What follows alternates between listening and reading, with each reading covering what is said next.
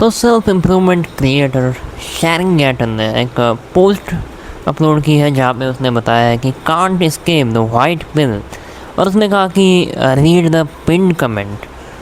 सो यहाँ पे pin comment ये है कि शेरिंग गैटन एक नई फिलोसॉफी स्टार्ट करने जा रहा है, या फिर तुम आइडियोलॉजी कह सकते हो उसे, जिसका नाम होगा वाइट पिल। इससे पहले ये पिल्स की आइडियोलॉजीज़ तुमने सुनी होगी, जैसे कि ब्लू पिल, रेड पिल या फिर ब्लैक पिल। जहाँ तक कि मुझे पता है मैंने इतनी सुनी है।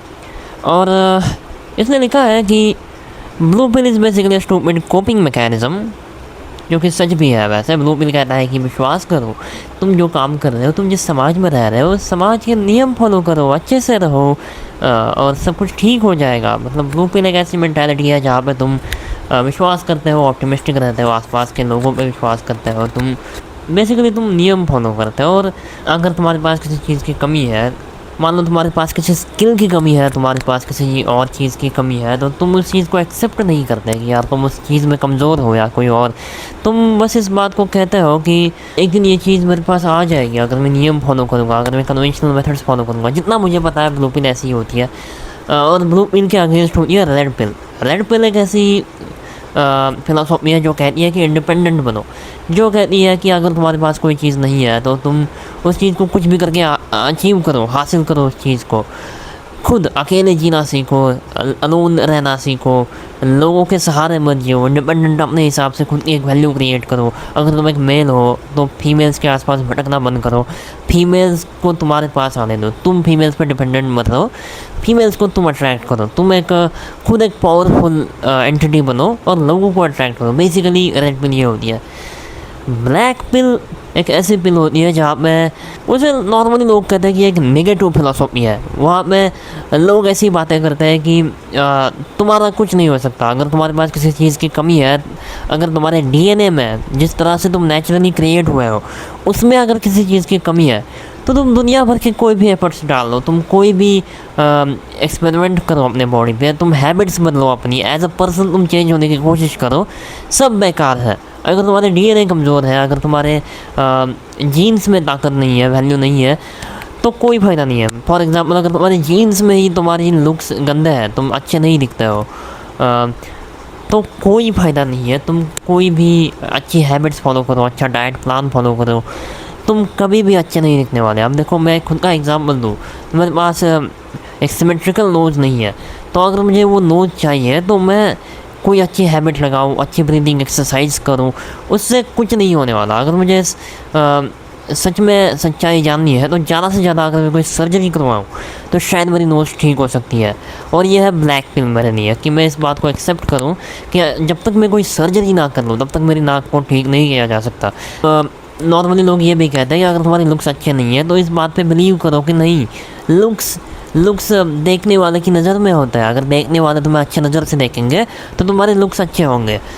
ब्लैक पिल ये कहती है कि अगर तुम्हारे पास अच्छे लुक्स नहीं है तो तुम कभी भी अटेंशन नहीं गेन कर पाओगे लोगों की, तो तुम्हें लुक्स अचीव करने पड़ेंगे किसी भी तरीके से।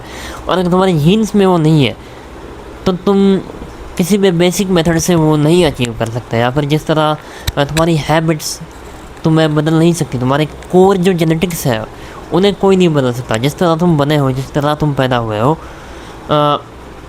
उसी हिसाब से तुम्हारी ज़िंदगी तय होगी। ये बहुत ही ज़्यादा डार्क डीप फिलोसॉफी है, जिस बारे में अलग वीडियो बना सकता हूँ मैं।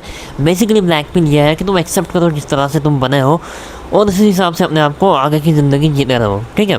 पॉजिटिविटी होती है लोगों के मन में कि यार मैं अच्छे से जीऊँगा, अगर मैं खुद अच्छा इंसान बनूंगा तो शायद मुझे रिस्पॉन्स भी यूनिवर्स की तरफ से वैसा ही मिलेगा कि यार मैं एक अच्छा इंसान हूँ। ऐसा नहीं है, ज़्यादातर चीज़ें डिपेंड करती है कि तुम बने कैसे हो, नेचुरली तुम कैसे इंसान हो, उसी बेसिस पे डिपेंड करता है कि लोग तुम्हारी तरफ किस एंगल से देखेंगे, किस दृष्टिकोण से देखेंगे। ब्लैक पिल ये होता है, ब्लैक पिल ये कहता है कि जिस तरह से तुम बने हो उस चीज़ को एक्सेप्ट करो और आगे बढ़ो, और जो चीज़ तुम्हें नहीं मिलेगी वो नहीं मिलेगी। मान लो अगर तुम ऐसे इंसान हो जो गाना नहीं सीख सकते, अगर तुम तो तुम गाना नहीं सीख सकते। अगर तुम्हारा गला वैसा है नेचुरली, तो तुम भला इसी में है कि तुम उस चीज़ को छोड़ दो, तुम उस ऑप्टिमिज़म को छोड़ दो कि यार तुम एक दिन सीख जाओगे उस चीज़ को। तो छोड़ो, इस बारे में हम कुछ ज़्यादा बोल रहे हैं वैसे।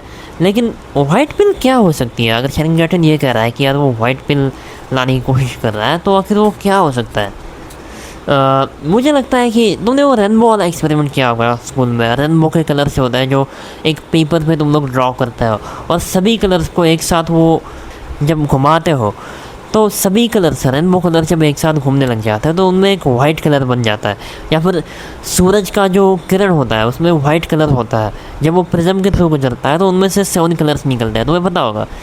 तो मुझे लगता है कि जो वाइट कलर है उसमें सभी कलर्स समाये हुए हैं। तो शेरिंगटन की जो पिल है, मुझे लगता है कि इसमें सभी कलर्स की पिल्स की अच्छाई छुपी हुई है।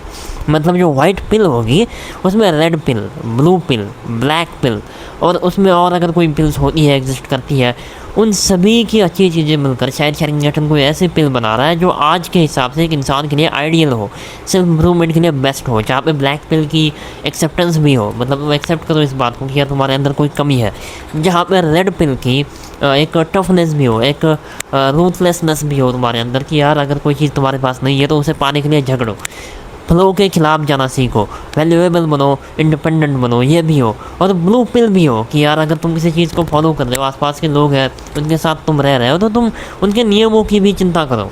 मतलब ऐसा नहीं कि यार आजकल के नियमों को तुम पूरी तरह उनका विरोध ही कर दो।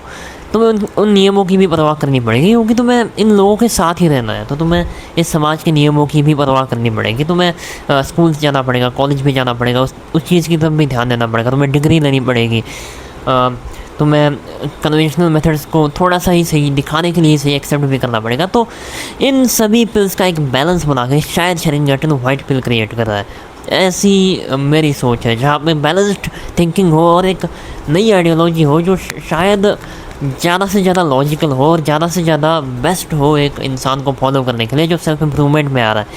और ये मेरी सोच है। बाकी और अगर ऐसा भी हो सकता है कि शेरिंगटन कुछ और ही बता रहा हो, बट मैं रिकमेंड करूँगा शेरिंगटन को कि यार ये भी एक अच्छी फ़िलोसफी हो सकती है, ये भी एक अच्छा मेथड हो सकता है अगर तुम इसे ऐड कर सकते हो अपनी वाइट पिल में। तो इस बारे में क्या सोचते हो, कमेंट ज़रूर करना। Okay, that's it for the video.